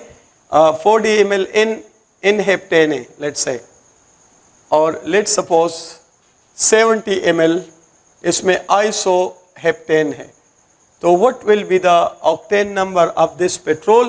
तो इसका ऑक्टेन नंबर क्या होगा? तो इसमें परसेंटेज ऑफ ब्रांच, तो 70 और टोटल कितना है? 110 and divided by multiplied by 100, इससे आपको ऑक्टेन नंबर ऑफ पेट्रोल मिलेगा। तो ऑक्टेन नंबर कोर्स में नहीं है, लेकिन पुराने कोर्स में था। अब भी थोड़ा बहुत चांस बनता है, तो आपको थोड़ा बहुत आइडिया होना चाहिए कि octane number is nothing, it's simply the percentage of branch molecule inside. बाकी इसकी डिटेल में जाने की जरूरत नहीं है, आप इतना इन्फॉर्मेशन हो काफ़ी है। ये नॉकिंग वगैरह का थोड़ा बहुत इन्फॉर्मेशन आपको इसमें होना चाहिए। नॉक को ख़त्म करने के क्या मेथड्स हम एडॉप्ट कर चुके हैं? How to reduce knocking. तो नॉकिंग को रिड्यूस करने के दो मेथड इन प्रैक्टिस है। बाय यूज ऑफ पहला method, by using knock inhibitors. Knock inhibitors यानी नॉक रोकने वाला केमिकल, और नॉक इनहिबिटर में आता है tetra methyl lead and tetra ethyl lead. ये ज़्यादातर इस्तेमाल होते थे, आजकल इन पे बैन है, क्योंकि lead is a serious environmental pollutant, इससे इनके इस्तेमाल पे बैन है। लेकिन एनी हो, ये टेट्रा मिथाइल लेड और टेट्रा इथाइल लेड ये इस्तेमाल होते थे फॉर रिडक्शन या फॉर एवॉइडिंग नॉकिंग। ये आप पेट्रोल में ये केमिकल मिक्स करते ना, तो ये जो है फर्ज करें ज़्यादातर ये इंजन में हाई हीट की वजह से ये डिकम्पोज हो जाता और इससे बन जाता मिथाइल फ्री रेडिकल और oxides of lead, various oxides of lead. और ये मिथाइल फ्री रेडिकल फिर क्या करता? स्ट्रेट चेन मॉलिक्यूल्स पे अटैक करके, इन पे मिथाइल फ्री रेडिकल अटैक करके इनको कन्वर्ट करता था ब्रांच चेन पेट्रोल मॉलिक्यूल्स में, तो इससे ऑटोमेटिकली नॉकिंग का चांस रिड्यूस हो जाता। और ये सारा process win inside the engine होता था, काफ़ी चीप प्रोसेस था। लेकिन चूंकि ये लेड की एक्साइड पैदा करता था, उस वजह से इन्वायरमेंटल पोल्यूशन क्रिएट करने की वजह से इन पे बैन लगाया गया। और आजकल हम ये दूसरा मेथड कॉमन प्रैक्टिस में रखते हैं, और second method is that is called by reforming. Reforming क्या मतलब? रीफार्मिंग का मतलब है कि आप पेट्रोल के मॉलिक्यूल को तोड़ दो और दोबारा पेट्रोल का मॉलिक्यूल बनाओ, लेकिन स्ट्रेट चेन मॉलिक्यूल को तोड़ के उसको कन्वर्ट करो ब्रांच मॉलिक्यूल में। यानी अगर आप स्ट्रेट चेन पेट्रोल मॉलिक्यूल जो लो ऑक्टेन मॉलिक्यूल है, इसको एब्सेंस ऑफ ऑक्सीजन में हीट करके कन्वर्ट करो किस में, ब्रांच चेन पेट्रोल मॉलिक्यूल में। This process is called reforming. और ये जो है ये ऑयल रिफाइनरी में होता है, इंजन में नहीं होता। ऑलरेडी जो है आप जो है रिफॉर्म्ड पेट्रोल जो है वो इस्तेमाल करते हो, ठीक है। इसके अलावा आप जो है ये मेन आइडियाज थे about the natural gas, then about the coal, और उसके बाद जो है अबाउट पेट्रोलियम, और चैप्टर 22 से मैंने कुछ हाईलाइट्स उठा लिए। अब इसमें नेक्स्ट पोर्शन आपके पास आ रहा है the conversion of coal into petroleum. यानी कोल से आप अल्केन, पेट्रोलियम मतलब अल्केन कैसे बनाओगे, तो इसके लिए है the Fischer Tropsch process, FT process for conversion of coal into petroleum. Coal को पेट्रोलियम में कन्वर्ट करना, this is called Fischer Tropsch process. इसमें आपका स्टेप नंबर 1 क्या कहलाता है, this is called carbonization, gasification. This not carbonization. This step is called gasification. तो yes carbonisation indirectly इसमें इन्वॉल्व होता है, लेकिन हम इसको गैसिफिकेशन कहते हैं। गैसिफिकेशन का मतलब है extraction of coal gases from coal. जब आप कोल से क्या करते हो, कोल गैसेस को एक्सट्रैक्ट करते हो, this phenomena is called gasification. यानी आप क्या करते हो, कोल का कार्बोनाइजेशन करके इससे आइसोलेट करते हो द कोल गैसेस, और इन कोल गैसेस को जाकर आप कन्वर्ट करोगे अल्केन में या पेट्रोलियम में। तो that is your step number 2। And step number 2 is generally called, ये नाम सीखना है आपने, इसको आप कहते हो हाइड्रोजिनोलिसिस। What do you mean by हाइड्रोजिनोलिसिस? यानी हाइड्रोजन की मदद से, लिसिस मतलब ब्रेक करना है। किसको ब्रेक करना है, ऑफ कार्बन मोनोऑक्साइड। यानी कार्बन मोनोऑक्साइड को आपने ब्रेक करना है, कार्बन ऑक्सीजन को सेपरेट करना है। किसकी मदद से इन दोनों को सेपरेट करना है, with the help of hydrogen. So the process is called hydrogenolysis of carbon monoxide.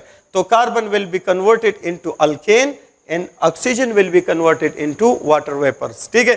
इस प्रोसेस को बेसिकली कहते हैं द FT यानी फिशर-ट्रॉप्श प्रोसेस या स्टेप। और इसमें आप क्या करते हो, आप जो है कार्बन मोनोऑक्साइड के N मोल को रिएक्ट करते हो 2N+1 बैलेंसिंग के लिए, 2N+1 मोल ऑफ हाइड्रोजन के साथ।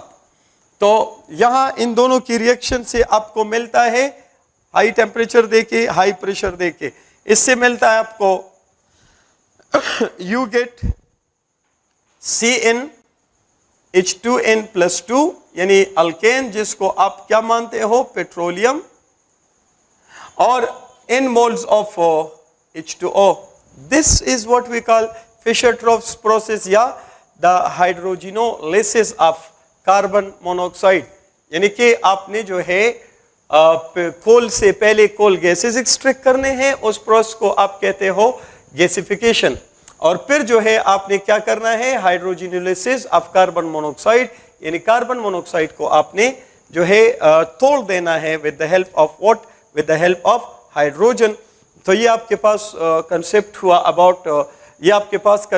About the natural sources of organic compound, और उनका फुल डिटेल बाकी इंशाल्लाह नेक्स्ट लेक्चर में डिस्कस करेंगे। Thank you.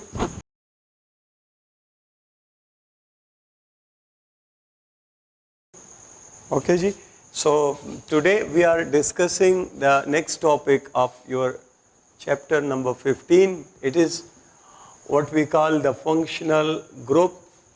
Functional group जो है इसको आप other words में कहते हो active part of N organic compound. किसी ऑर्गेनिक कंपाउंड की जो मेन फैमिली जो है होमोलॉगस सीरीज, उसकी पहचान आप करते हो उसके फंक्शनल ग्रुप से। फंक्शनल ग्रुप जो है ये कोई एटम भी हो सकता है, ये कोई ग्रुप ऑफ एटम भी हो सकता है, और ये एक बॉन्ड भी हो सकता है। तो किसी ऑर्गेनिक कंपाउंड के अंदर वो एटम, वो ग्रुप ऑफ एटम या वो बॉन्ड जिसकी वजह से आप उस ऑर्गेनिक कंपाउंड की पहचान करते हो, उसको आप कहते हो फंक्शनल ग्रुप।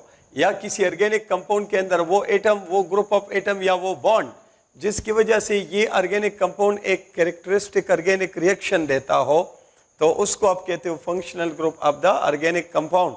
और फंक्शनल ग्रुप जो है इसमें आप एक्टिव पार्ट का जो लफ्ज़ इस्तेमाल करते हो, इसकी वजह ये है कि इस ऑर्गेनिक कंपाउंड का जो कैरेक्टरिस्टिक रिएक्शन है उसमें सिर्फ ये एक्टिव पार्ट जो है पार्टिसिपेट करता है, बाकी पोर्शन उन रिएक्शनों में पार्टिसिपेट नहीं करता।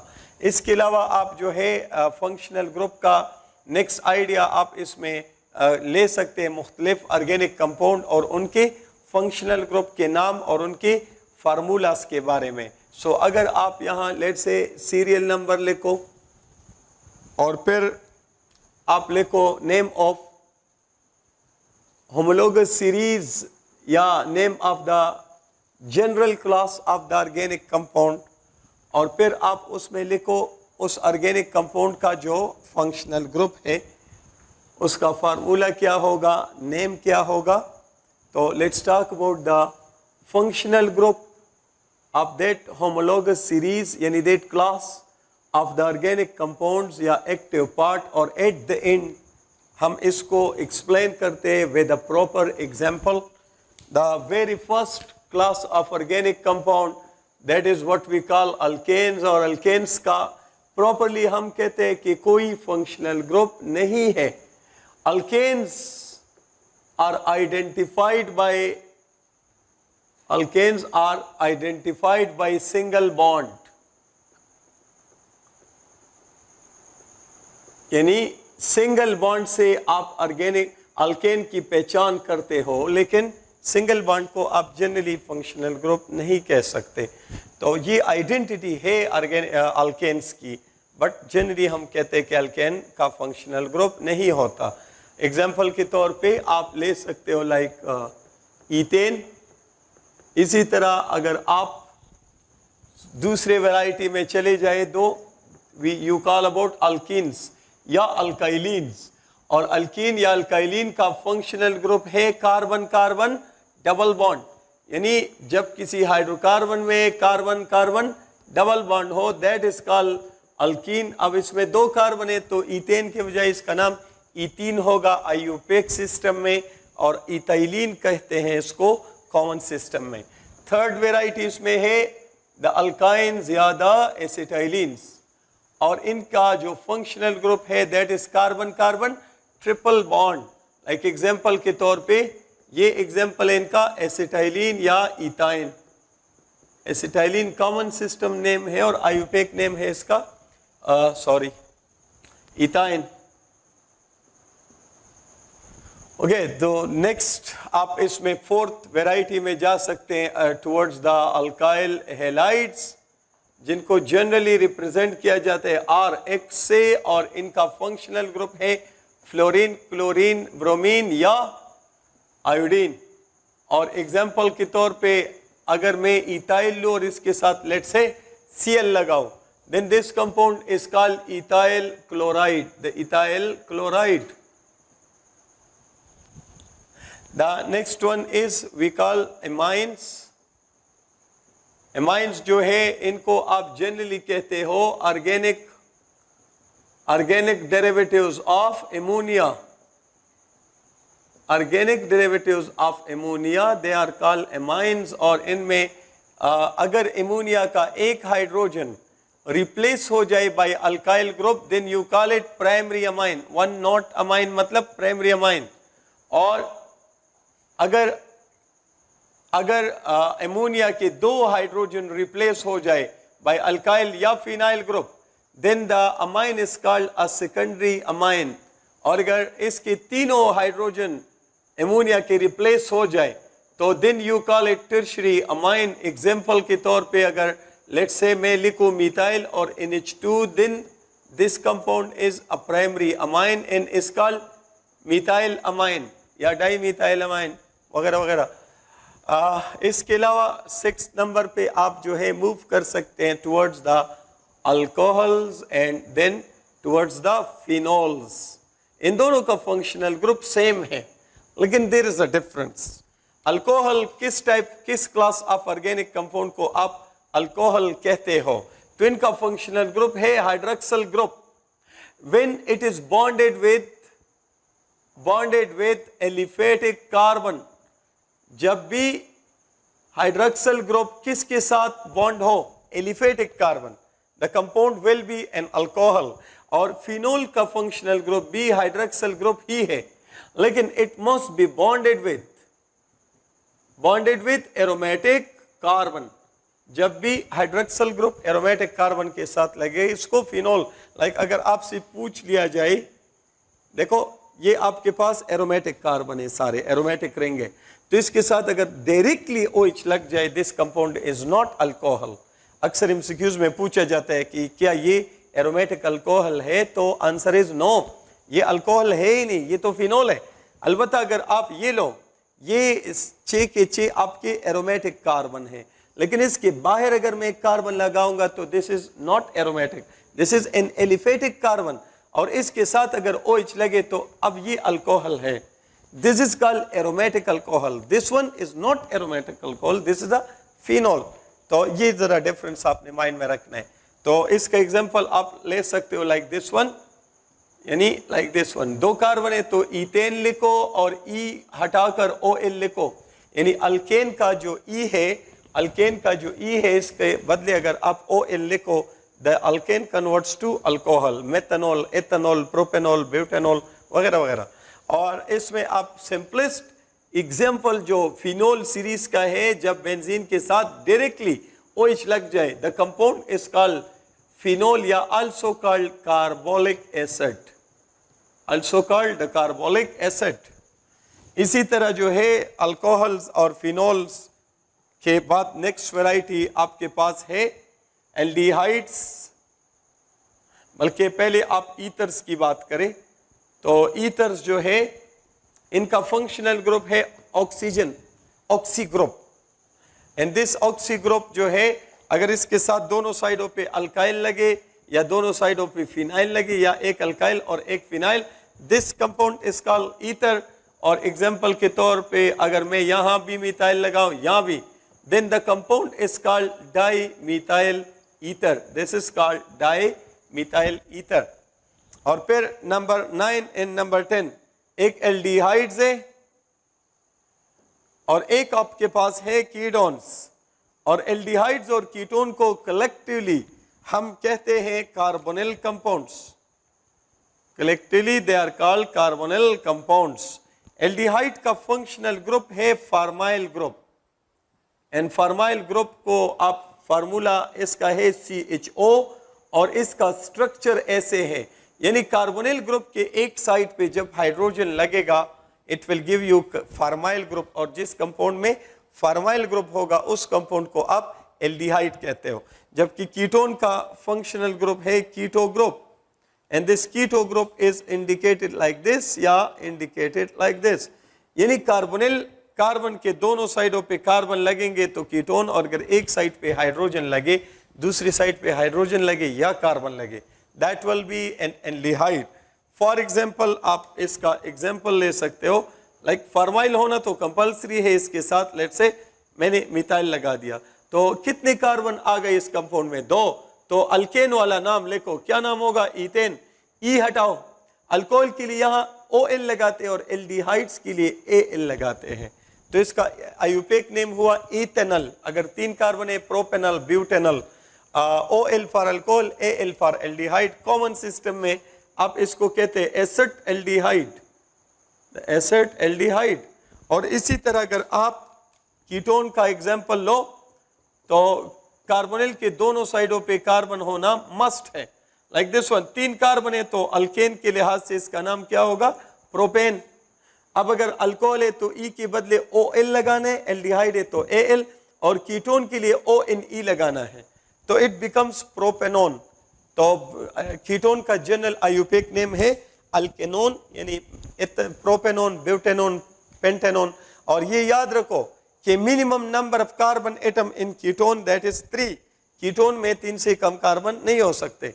अगर पूछा जाए कि general IUPAC name of ketone is alkanone, what will be the name of a ketone containing 2 carbon, तो अक्सर स्टूडेंट के माइंड में होता है कि अल्केनोन है तो इसका नाम इथेनोन होगा। सो डू रिमेंबर, कीटोन्स में 2 कार्बन वाला कीटोन नहीं होता, कीटोन में मिनिमम 3 कार्बन होने चाहिए। इसी तरह अगर आप इसको फर्दर, इसको कॉमन सिस्टम में कहते हैं एसीटोन। अगर आप इसको फर्दर, इस टेबल को फर्दर प्रोसीड करें तो the next type of organic compounds, that is what we call the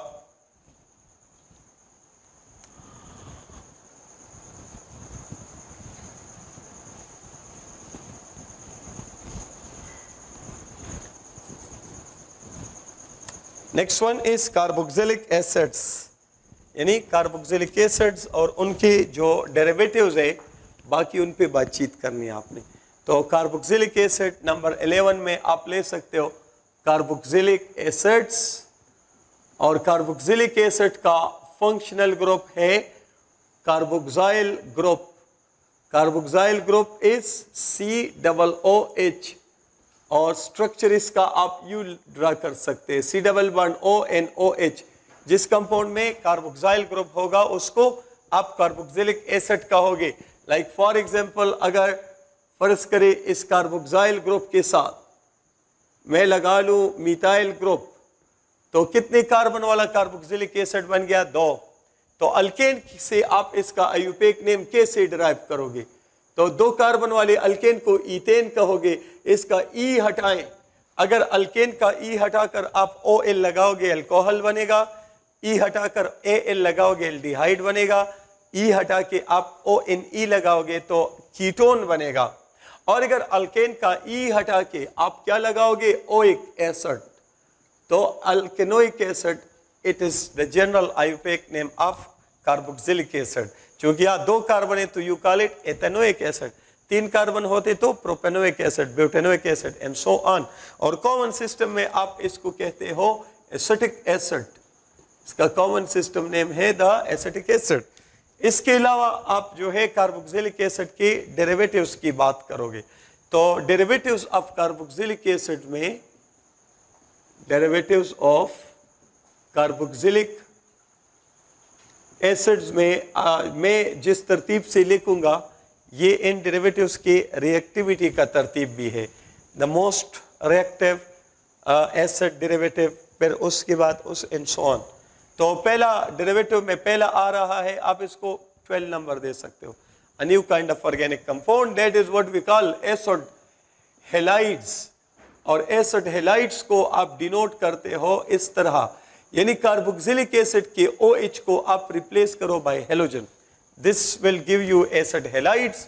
और एसिड हैलाइड का आपके पास ये फंक्शनल ग्रुप आएगा, कार्बोनिल ग्रुप और हेलोजन के मिलाप से जो नया रेडिकल बनेगा, that is what we call the what to say, that is what we call the functional group of acid halides. Example के तौर पे अगर मैं इसके साथ लाइक यहाँ क्लोरीन लिखूं मैं, और यहाँ पर मैं मिथाइल लिखूं, ठीक है, तो एसिड हैलाइड्स जो है, एसिड हैलाइड का जनरल आयुपेक नेम क्या है, इनका जनरल आयुपेक नेम है अल्केनोइल, अल्केन लिखो, और OYL अल्केनोइल हैलाइड, ये नाम याद रखने आपने, alkanoyl halide, general IUPAC name of acid halides.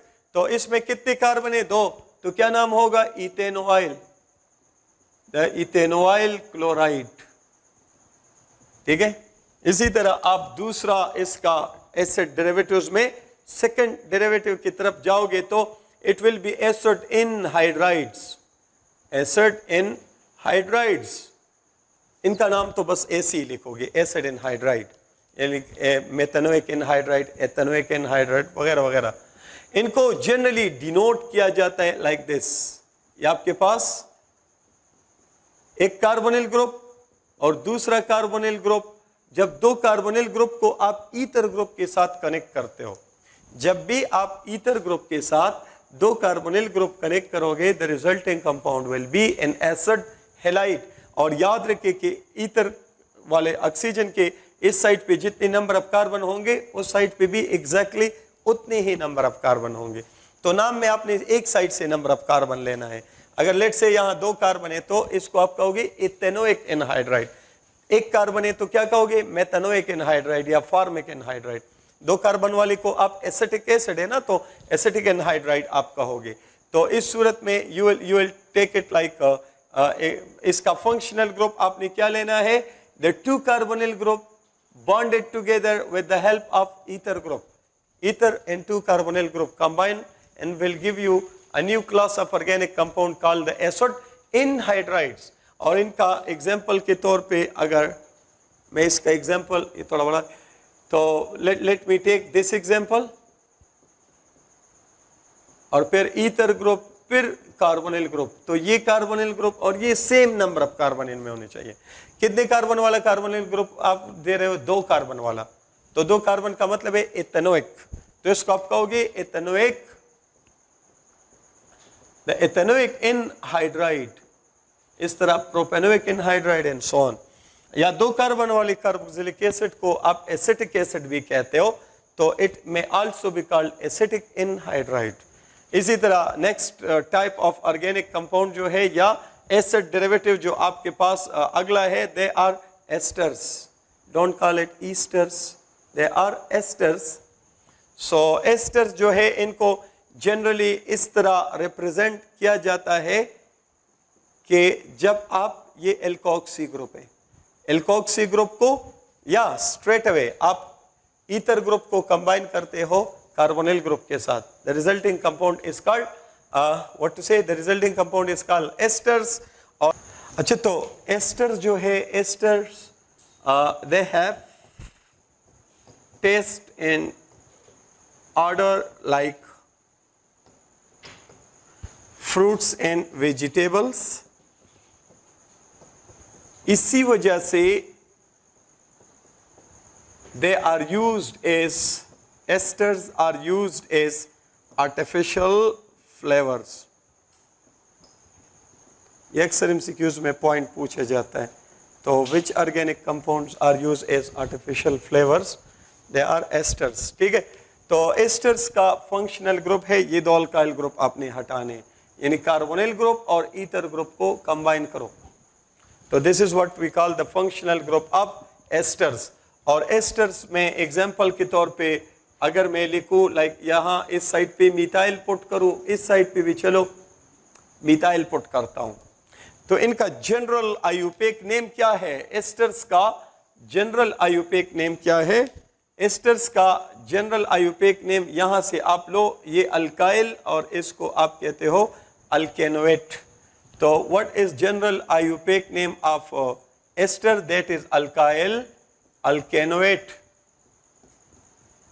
पहले ये अल्काइल बोलने, फिर यहां जितने कार्बन है उतना अल्केनोएट। लाइक आप यहां देखें तो यहां पर ये क्या है, methyl, so you right it methyl. बाकी कितने कार्बन रह गए, दो, तो आप लिखोगे methyl ethanoate, propyl propanoate and जो भी हो, ठीक है। And the next one is that is what we call acid amides, the acid amides, या in short इनको सिर्फ amides भी कहा जाता है। और acid amide को जनरली इस तरह रिप्रेजेंट किया जाता है, कार्बोक्सिलिक एसिड के OH को रिप्लेस किया जाता है बाय अमाइनो ग्रुप। तो एसिड अमाइड्स का फंक्शनल ग्रुप क्या होगा, अल्काइल हटाने आपने कार्बोनिल और अमाइनो ग्रुप का कॉम्बिनेशन। एग्जाम्पल के तौर पे आप ले सकते हो, ये तो होना मस्ट है, यहां लेट से मैं मिथाइल लगाऊं, तो इनका स्ट्रेट अवे इनका आयुपेक नेम क्या है, आयुपेक सिस्टम में इनको हम कहते हैं अल्केन। अल्केन का ई हटाना है आपने, अल्केन और साथ में लिखना है अमाइड, ये इनका आयुपेक नेम है। तो यहां पर कितने कार्बन है? 2। तो इसका नाम लिखा जाएगा क्या? Ethane, ethane amide, propane amide, butane amide and so on.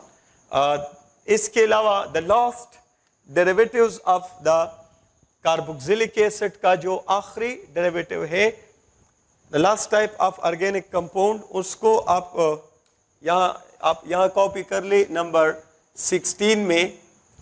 This is a special kind of organic a special kind of derivatives of carboxylic acid. अगर आप गौर करें तो कार्बोक्सिलिक एसिड के जितनी भी डेरिवेटिव्स है, acid halide, acid anhydride, asters और asters के अलावा एसिड एमाइड, तो सब के सब जो है उनमें कार्बोनिल ग्रुप ईदर वंस और ट्वाइस एग्जिस्ट करता है। अब जो हम नए क्लास ऑफ ऑर्गेनिक कंपाउंड की तरफ जाते हैं जिसका नाम है अल्काइल नाइट्राइल, जिसका नाम है अल्काइल नाइट्राइल। तो अल्काइल नाइट्राइल जो है they are special kind of derivatives of carboxylic acid जहां कार्बोनिल ग्रुप एग्जिस्ट नहीं करता। ये पॉइंट इस लिहाज से इंपॉर्टेंट है।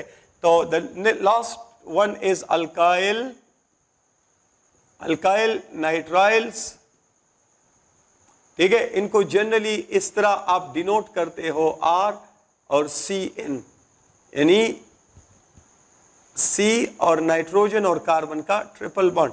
This is called cyano group या नाइट्राइल ग्रुप। जिस ऑर्गेनिक कंपाउंड में ये ग्रुप होगा उसको आप कहोगे अल्काइल नाइट्राइल, एरोमेटिक रंग होगा तो फिनाइल नाइट्राइल, ठीक है। और ये एसिड डेरिवेटिव माने जाते हैं। ये वो एसिड डेरिवेटिव्स है, ये वो एसिड डेरिवेटिव्स है जहां कार्बोनिल ग्रुप एग्जिस्ट नहीं करता। तो एसिड कार्बोक्सिलिक एसिड के 5 डेरिवेटिव्स है, 1 2 3 4 और ये 5th। बाकी सारे एसिड डेरिवेटिव्स में कार्बोनिल ग्रुप एग्जिस्ट करता है, लेकिन अल्काइल नाइट्राइल ये वो एसिड डेरिवेटिव्स है जिसमें कार्बोनिल ग्रुप एग्जिस्ट नहीं करता। और इनका फंक्शनल ग्रुप क्या है? यहाँ the functional group is nitrile group CN, या you may call it C triple bond N। और एग्जाम्पल के तौर पे आप ले सकते हो लाइक मिथाइल लिखो और साथ में नाइट्राइल ग्रुप लिखो। So this is called methyl nitrile, ethyl nitrile, यानी इनका नाम यही होगा, अल्काइल नाइट्राइल ही इनका जनरल नाम होगा, name. That's all about the functional group. और आपके कोर्स में मौजूद जो मेन होमोलोगस सीरीज या होमोलोगस सीरीज या ऑर्गेनिक कंपाउंड है वो, और कार्बोक्सिलिक एसिड के डेरिवेटिव्स, और एक दरमियान में आ गया एमोनिया के डेरिवेटिव्स। एमोनिया खुद इनऑर्गेनिक है, लेकिन अगर इसके हाइड्रोजन रिप्लेस हो जाए बाय अल्काइल या बाय फिनाइल ग्रुप तो resulting compound that is amine, और अमाइन जो है वो ऑर्गेनिक कंपाउंड है। Now let's talk about what do you mean by the term homologous series.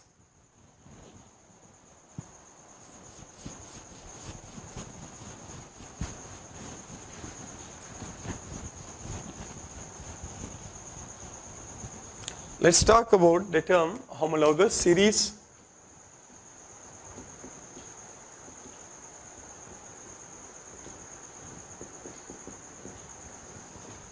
A series of organic compound, a series of organic compounds where each two successive या consecutive members यानी molecules differ by a methylene group, by a methylene group, यानी जिसको आप CH2 से जाहिर करते हैं। This is what we call homologous series। Example के तौर पे आप ले सकते हो अल्केन सीरीज। तो अल्केन सीरीज में आप देखें मीथेन है, फिर इथेन, फिर propane, butane and so on.